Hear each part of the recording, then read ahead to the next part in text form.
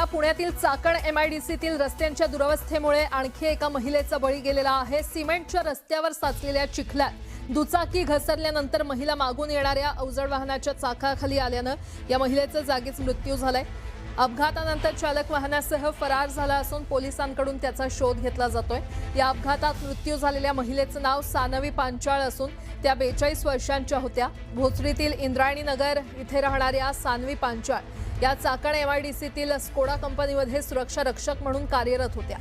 Duty संपवून त्या दुपारी घरी निघाल्या असताना पावसामुळे निसरड्या झालेल्या सिमेंटच्या रस्त्यावर त्यांची दुचाकी घसरली।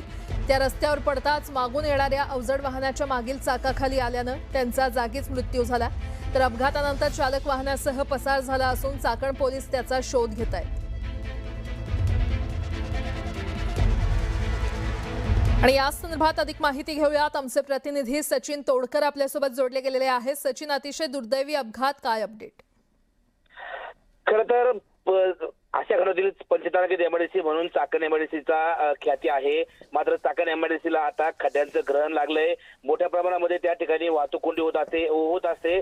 त्याचबरोबर आता जो गेले काही दिवस सतत पाऊस चालू आहे, त्या पावसामुळे ड्रेनेज व्यवस्था व्यवस्थित असल्यामुळे रस्त्यावरती राडारोडा आलाय, चिखल आलाय आणि एका अशाच काँक्रीटच्या रस्त्यावरती आलेल्या चिखलामध्ये ही महिला जी आहे त्या महिलेची स्कूटर घसरली आहे आणि ही महिला घसरल्यानंतर मागून येणारी जी गाडी आहे त्या गाडीखाली आल्यामुळे या महिलेचा दुर्दैवी अंत झालाय। खरं तर हा जो काही प्रकार आहे याला सर्वस्वी प्रशासन जबाबदार आहे असंच म्हणावं लागेल, कारण की ज्या पद्धतीने ड्रेनेज खुलं करणं गरजेचं होतं त्या पद्धतीने ड्रेनेज खुलं केलेलं नाहीये। आपण पाहिलं असेल गेल्या महिनाभरापासून चाकण जे आहे हे पूर्ण तुंबनगरी झाली आहे, ठिकठिकाणी पाणी साचतंय। त्याचबरोबर राडारोडा जो आहे हा संपूर्ण राडारोडा रस्त्यावरती आलाय आणि त्यामुळे अपघात घडता येतात आणि अशा प्रकारे निष्पाप नागरिकांना जे आहे आपले जीव गमवावे लागत आहेत।